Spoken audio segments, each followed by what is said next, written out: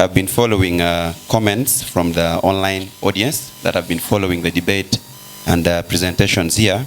And among the suggestions that were very valid that I believe this House should look into is the aspect of the language being used in this forum, that why don't we be using the Luo language in this kind of conventions or this kind of launch. Thank you so much. It came out so very, very vividly.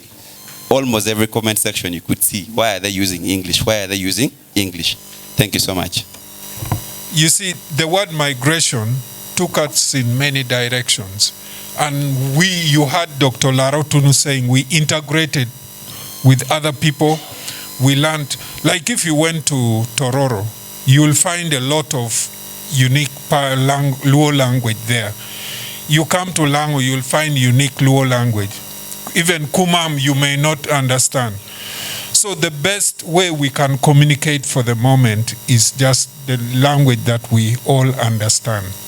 And then, yeah, we can try, but then we shall leave other people lost along the way.